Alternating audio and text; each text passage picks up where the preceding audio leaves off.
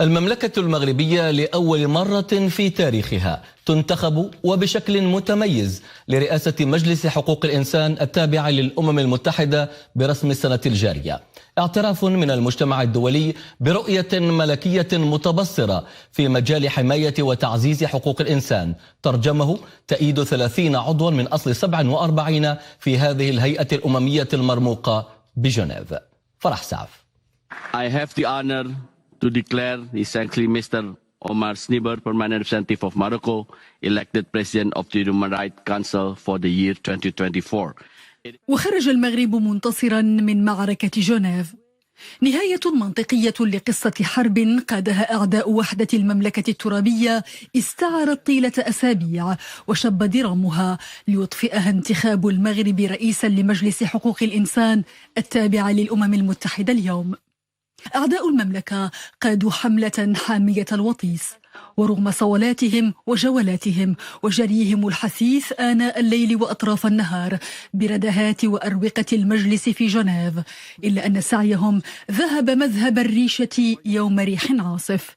30 عضوا صوتوا لصالح المملكة مقابل 17 فقط اختاروا صف جنوب إفريقيا. انتصار دبلوماسي كبير هو بمثابة اعتراف بمجهودات المغرب ومصداقيته الدولية في مجال حقوق الإنسان. إنه بالنسبة للمملكة المغربية وبالنسبة لي شخصيا شرف كبير أن يتم انتخابي على رأس هذا المجلس الموقر خلال هذه الدورة 18، وإنني أعتبر هذا الانتخاب كواجب وكفرض. أن أصبحنا في موقع القيادة على المستوى الدولي، وهو اعتراف ماشي فقط انتصار، لا يهمنا أن يكون انتصار على هذه الجهة وتلك، ولكن هو اعتراف بالمغرب وقدرته الحقوقية وموقعه الحقوقي، وهذا إيجابي جدا. سيكون له انعكاس جيد في الداخل، مع أننا نجب أن نواجه الملفات ونواجه كثير من القضايا التي تهم حقوق الإنسان، وكذلك على المستوى الدولي سنؤثر على مستوى قرار ثقافة حقوق الإنسان في العالم.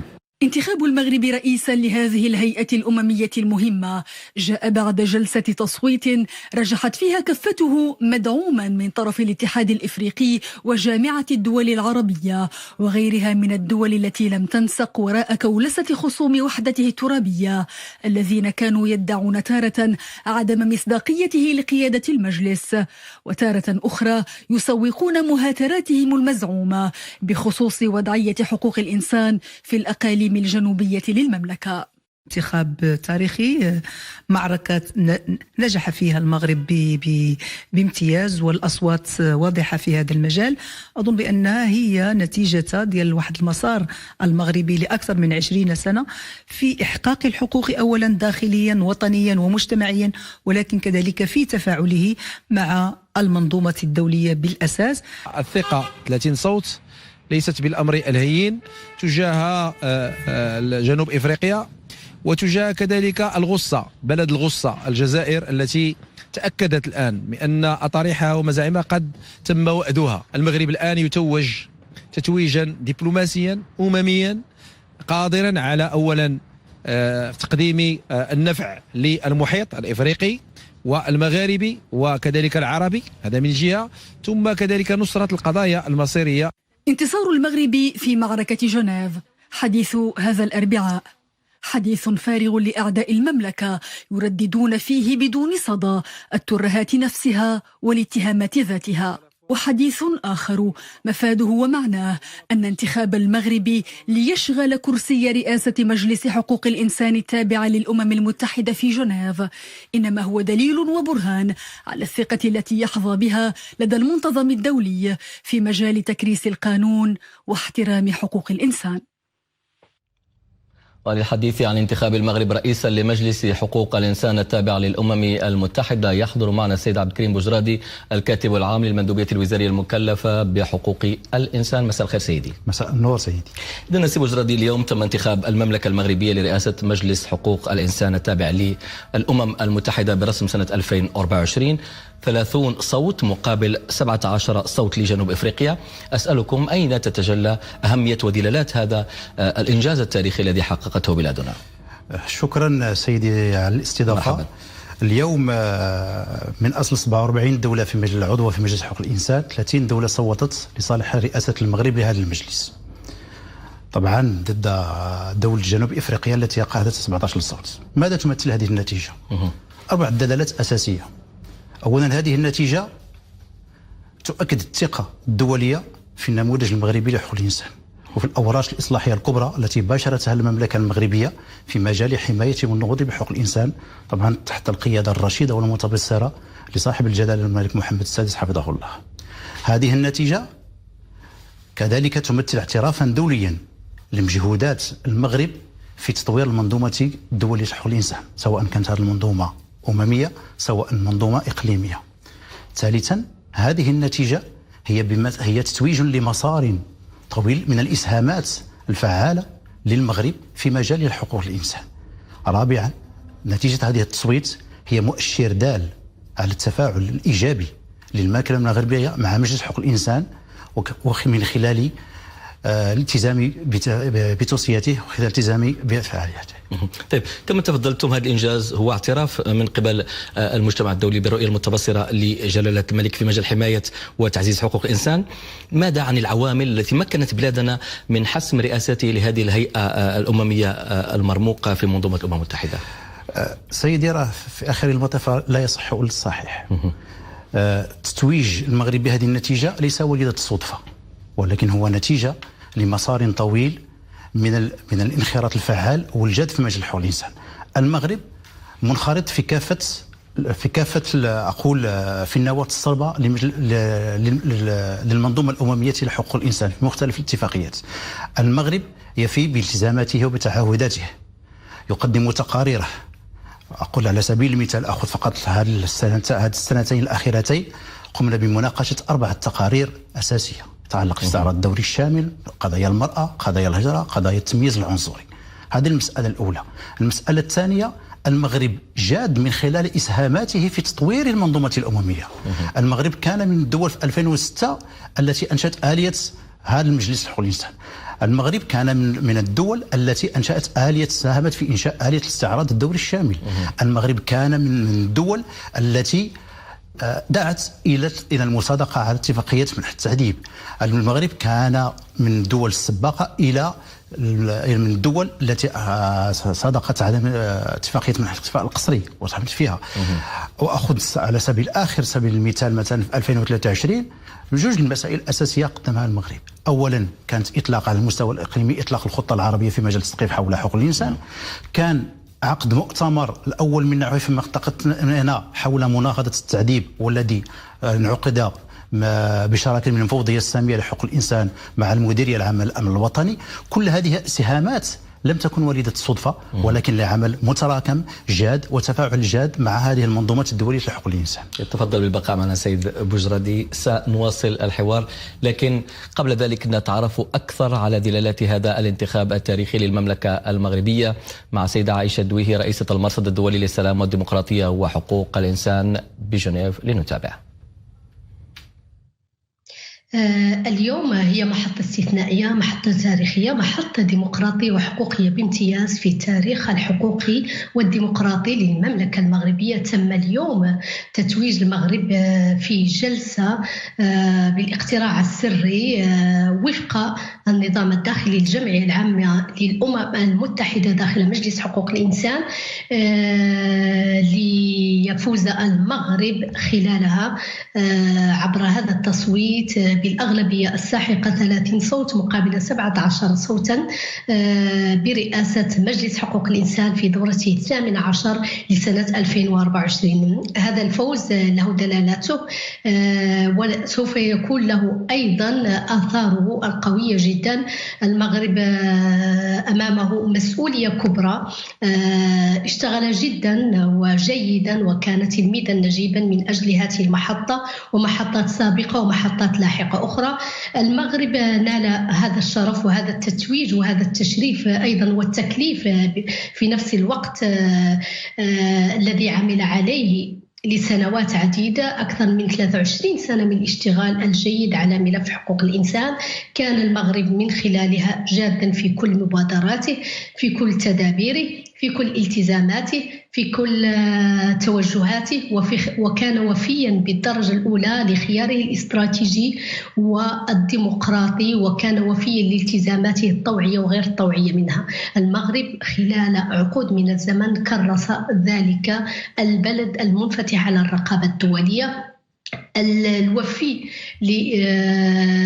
لمعاهدته ومصادقته على العديد من الاتفاقيات الدولية في المجال الحقوقي. عرف المغرب يعني انفتاحا كبيرا وزخما كبيرا انطلق أكيد، وعرف طفرة نوعية من خلال دستور 2011 الذي أتى روح حقوقية بامتياز تمكن منها المغرب، ومن خلال سياسة ذكية فطنة متبصرة بقيادة جلالة الملك محمد السادس، كانت جميع المحطات حاضرة وبقوة المملكة المغربية من خلال شراكات متعددة، شراكات ثنائية على مستوى أصعدة متعددة، وأيضا على مستوى العديد من القضايا الكبرى التي أصبح المغرب فيها شريكا استراتيجيا. أيضا المغرب عمل لهذه المحطة، وكنا شبه متأكدين من هذه النتيجة رغم صعوبة الحصول على الفوز وسط جو تطبعه العديد من المناورات الغير الأخلاقية تمت واستمرت حتى سويعات قليلة قبل انعقاد جلسة التصويت داخل مجلس حقوق الإنسان.